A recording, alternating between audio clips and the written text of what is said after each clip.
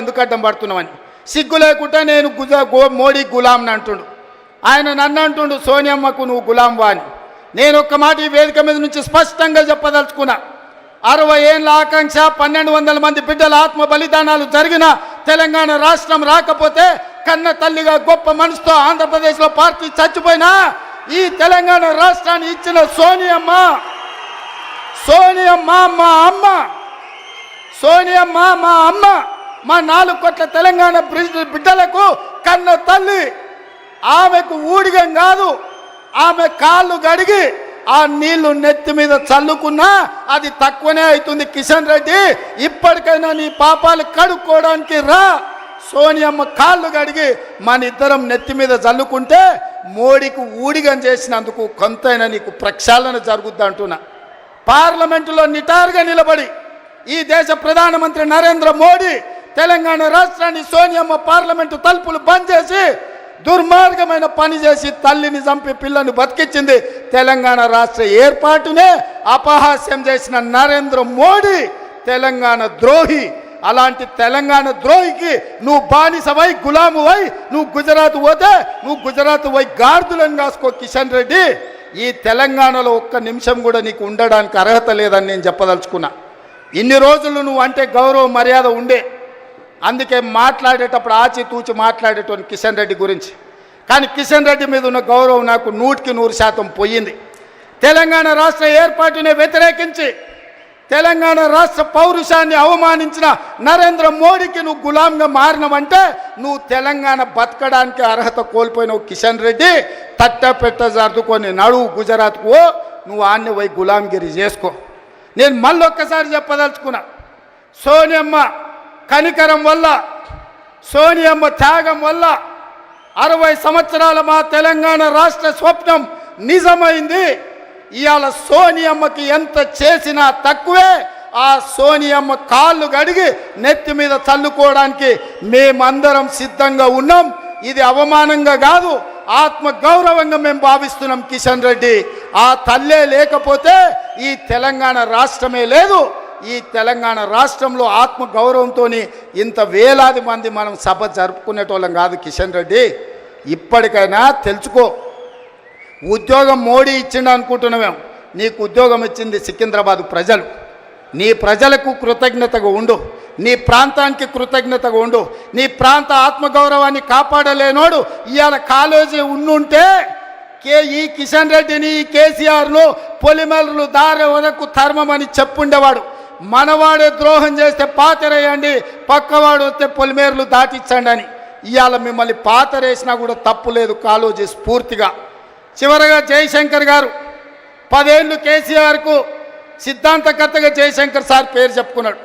చివరికి ఆయన సొంత ఊరు అక్కంపేటను కూడా రెవెన్యూ విలేజ్గా చేయలే. నేను ఇందిరమ్మ రాజ్యం ప్రజాప్రభుత్వం ఏర్పడ్డాక జీవో ఇచ్చి జయశంకర్ గారి ఊరిని రెవెన్యూ విలేజ్గా మార్చి జయశంకర్ గారి ఆత్మగౌరవాన్ని నిలబెట్టడానికి ప్రయత్నం చేసింది మా ప్రభుత్వం. ఇదా తెలంగాణ కోల్పోయింది? చంద్రశేఖరరావు, నేను నిన్ను అడుగుతున్నా, ఆడబిడ్డలకు ఉచిత బస్సు ఇస్తే తెలంగాణ కోల్పోయిందా? ఆర్టీసీ డ్రైవర్లతో ఇందిరా పార్క్ దగ్గర ధర్నా చేపిస్తావా?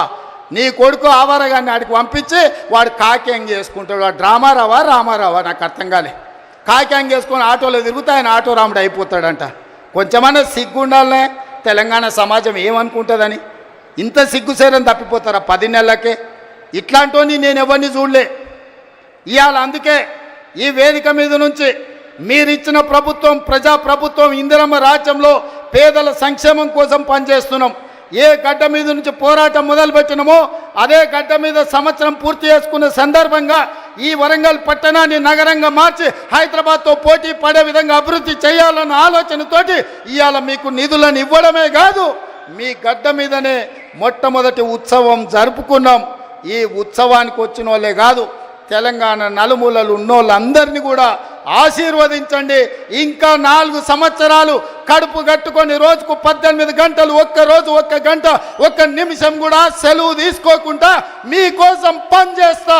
ఆఖరి శ్వాస వరకు, చివరి రక్త పొట్టు వరకు ఈ 4 కోట్ల తెలంగాణ బిడ్డల కోసమే నేను అంకితమై కేసీఆర్ అనే మొక్కను మళ్ళీ మొలవని అని తెలంగాణ రాష్ట్రంలో రాసి పెట్టుకోండి.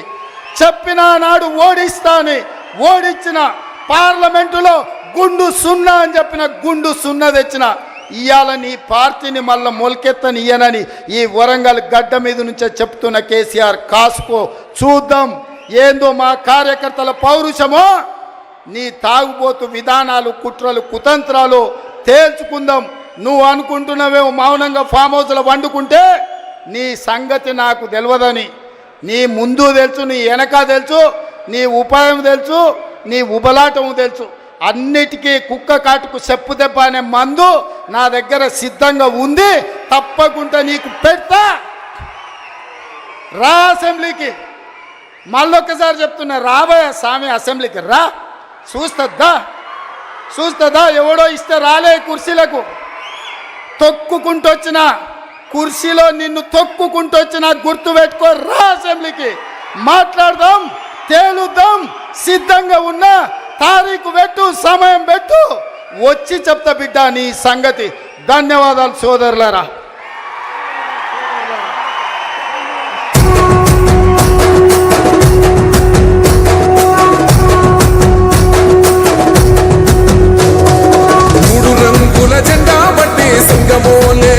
గౌరవనీయులైన ముఖ్యమంత్రి గారు ఇప్పుడు వరంగల్ హనుమకొండ జిల్లా నగరం, అలాంటి నగరం ఉమ్మడి రాష్ట్రంలోనే కాదు ప్రత్యేక తెలంగాణలో కూడా చంద్రశేఖరరావు గారి చేతిలో మోసపోయి గోసపడుతుంటే ఈ నగరము ఇది పట్టణంగానే నిలిచిపోతే ఈ పట్టణాన్ని గొప్ప నగరంగా చెయ్యాలి. హైదరాబాదు నగరం